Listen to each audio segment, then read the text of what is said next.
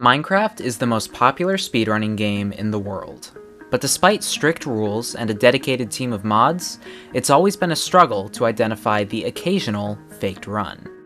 Runners play in their own homes on their own computers, so it can be extremely difficult to acquire absolute proof one way or the other when it comes to cheating. So when a runner got it right, and nothing seemed too fishy on the surface, one potentially cheated Minecraft world record set not too long ago was able to fly under the radar. But when this runner's friend decided to double down and go for the glory, well, they flew too close to the sun. This is the story of a pair of runners who momentarily fooled an entire community, and almost got away with it. This story starts with a runner whose name might be familiar, ODs. Who's ODs? ODs nuts.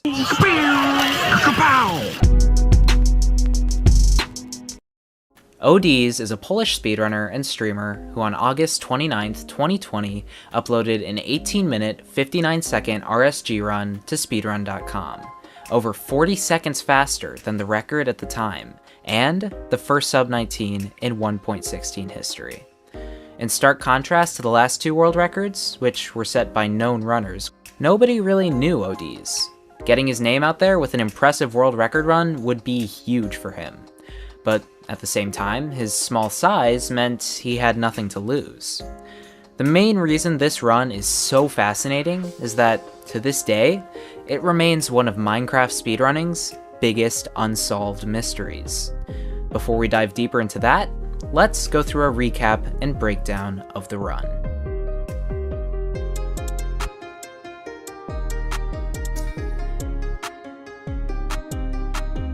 Strategies looked very different back in the day. Not only did hypermodern not exist yet, but the first world record to use nether travel, DMAX's 1726, wouldn't happen for another 3 weeks. So, when OD spawns in a savanna and spots a desert village nearby, that's all he needs to get going. After digging down for stone tools, he enters the village at 1:10, where he'll grab 6 beds, plenty of bread, and kill the golem. The golem drops 5 iron, which is all he needs, and the blacksmith gives him 2 gold, which nowadays wouldn't matter, but since he's going to be doing the classic method of mining gold ore in the nether and trading it one by one with piglins, instead of going to a bastion, he'll take every ingot he can get. What happens next may look more familiar to the modern viewer, as instead of a lava pool, he finds a completable ruined portal. And it even has a looting one's sword. To be clear, this in no way contributes to any suspicions that he was cheating. He got lucky, and it would be silly to accuse him of cheating based on this. Although his portal is lit at 3:40, because the ruined portal spawns with a gold block, he heads back to a cave to make an iron pickaxe, and after a brief delay to fight some skeletons, he gets his gold block and enters the nether at 5 minutes and 8 seconds. He quickly spots a nether fortress, and after digging some nearby gold, he's in at 5:50. Little bits of movement like this demonstrate good mechanics, and that's one of the better arguments in OD's favor throughout the run. He looks and plays like a top runner. His movement is smooth, but it doesn't look practiced. Of course, we're going to need a lot more than the eyeball test to draw conclusions about this run. With the help of his looting sword, he gets 7 blaze rods in 6 kills, and leaves the fortress at 7:40, where he immediately spots a piglin to trade with.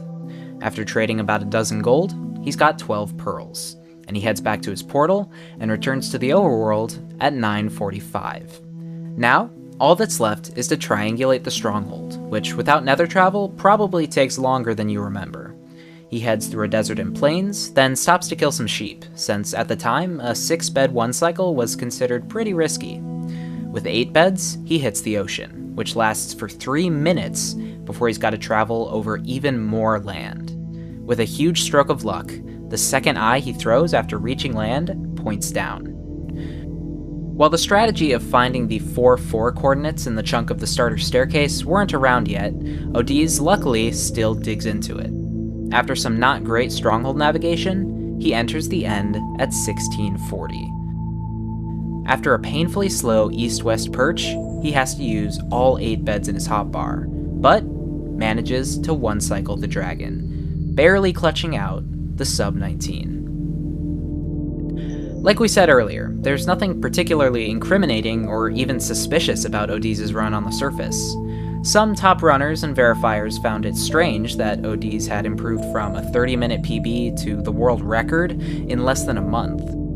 But in general, it doesn't seem to be anything more than a small runner who got some lucky RNG and took advantage. But just a week after Odiz's record, well, things got interesting. On September 7th, another small Polish runner emerged from the shadows to claim the world record. This run had an in-game time of just 18 minutes and 24 seconds. It's common knowledge that all Europeans know each other, but what was interesting was that this runner, Kieran, and Odiz were actually very close friends.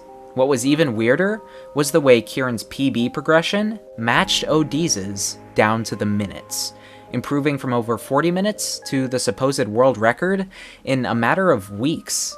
The whole situation seemed fishy from the start. But then again, these guys probably eat, sleep, and breathe Minecraft. It's not impossible that Kieran could have improved so quickly. We should at least watch the run before we judge. Maybe he's actually pretty skilled. What is he doing?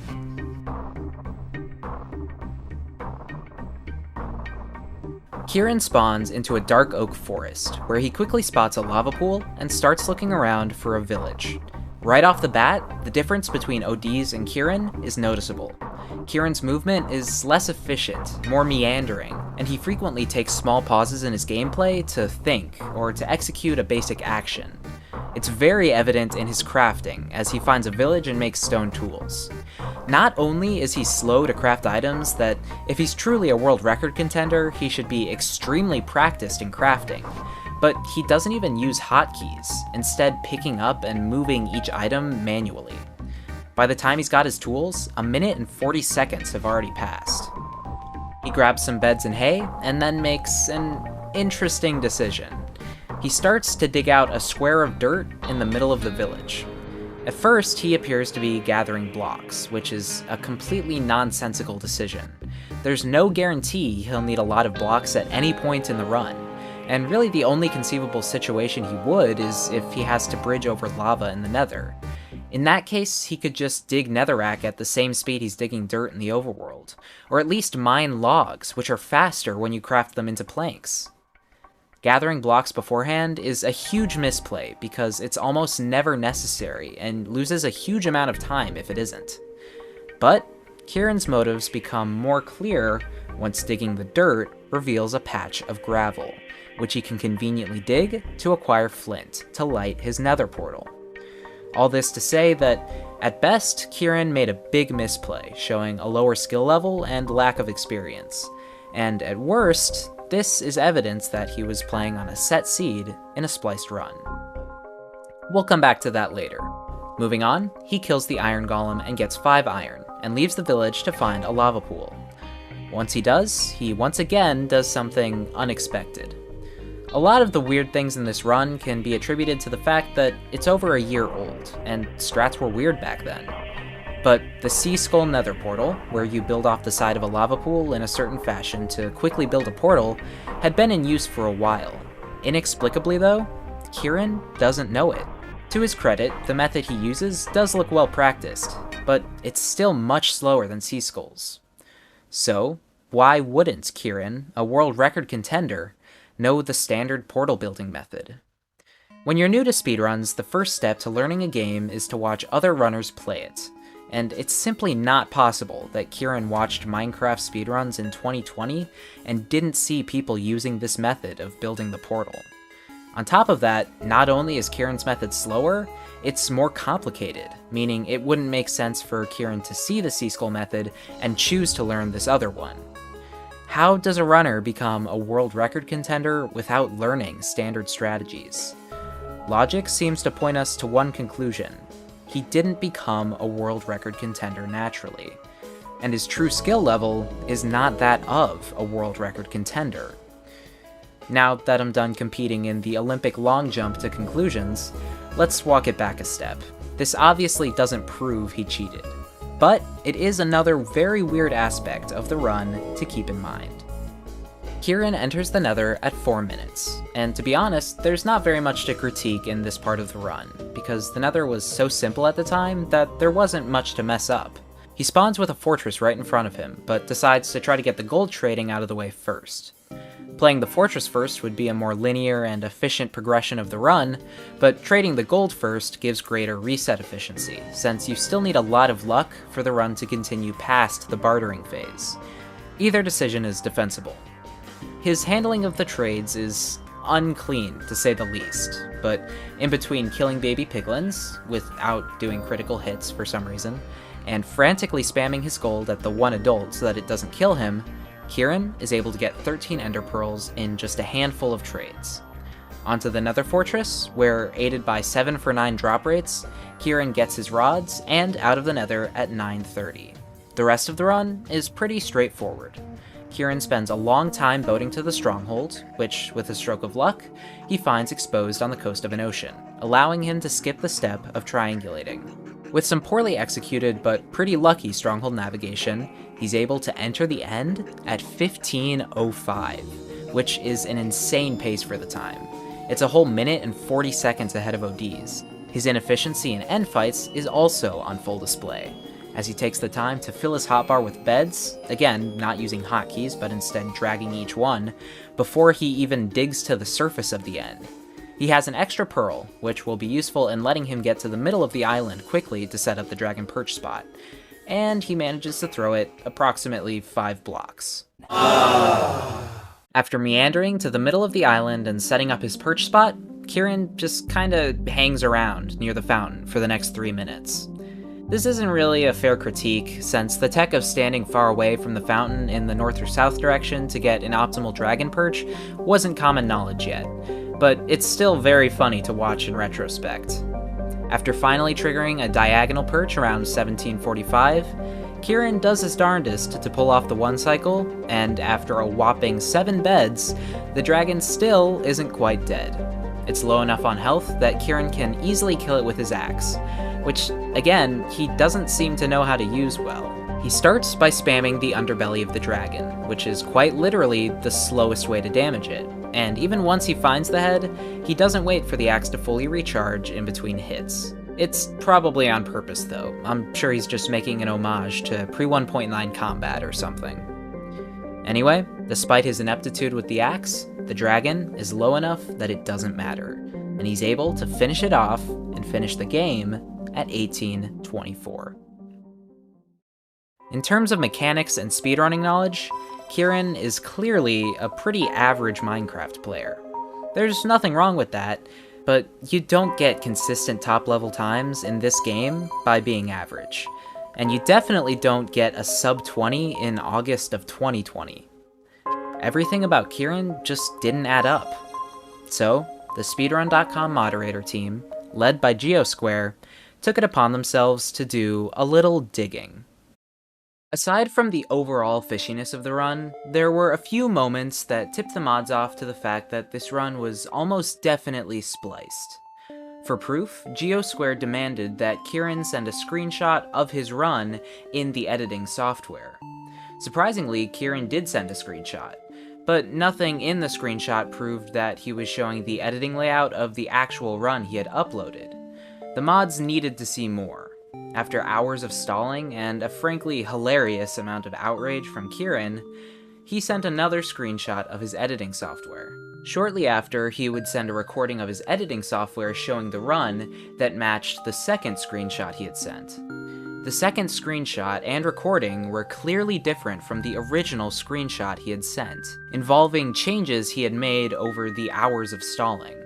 But Kieran almost forgot about the former screenshot. Realizing his mistake, Kieran scrambled back to delete the first screenshot from the Discord messages, in what he thought was a secretive move.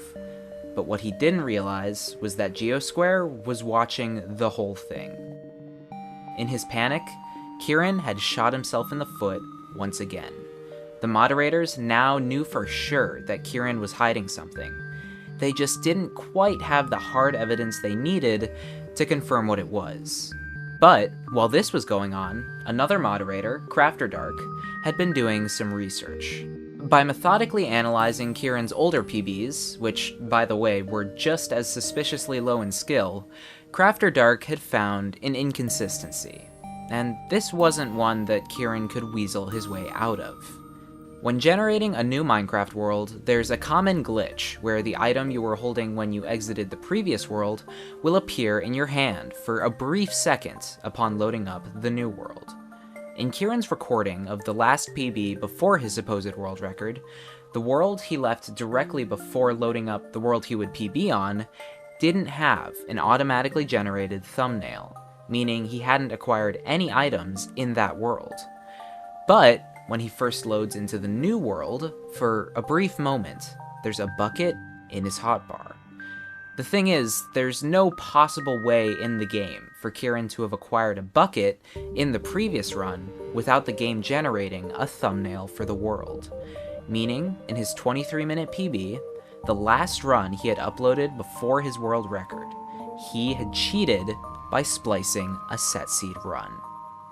All that was left was for the moderators to confront Kieran, who they had already placed under significant pressure with this discovery.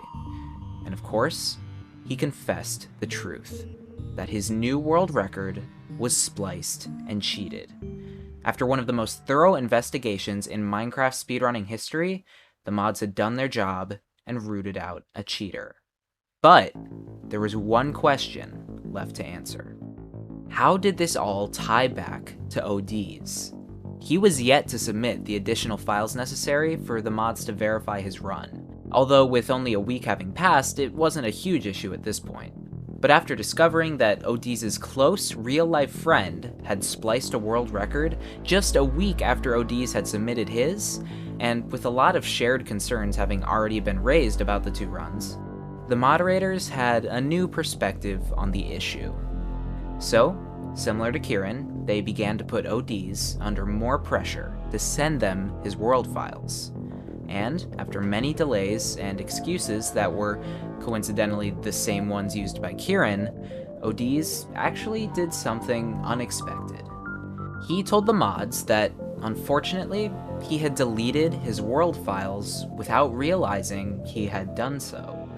The mods still wanted proof of whether or not he had done any splicing in the video he uploaded, but sadly, he had also deleted the video editor files of the run he uploaded, as well as the full recording of the original run.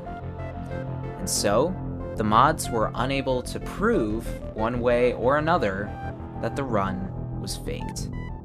There's plenty of reason for suspicion given OD's connections to known cheater Kieran, but it's also important to keep in mind that OD's gameplay was legitimately much better than Kieran's, and no hard proof ever came up about any of his past runs being faked the way they did with Kieran's past runs. At the end of the day, you can draw your own conclusions, but it's impossible to know for sure. If it wasn't faked, OD's made an unfortunate mistake that led to him never being able to officially hold the world record he had earned. But if it was faked, he came about as close as we've ever seen to getting away with it. As it stands, this remains one of the biggest unsolved mysteries in Minecraft speedrunning history.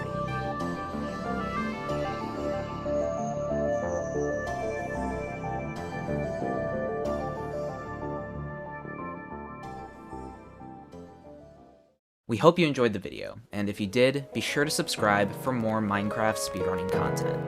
Thanks for watching, and as always, I'll see you in the next one.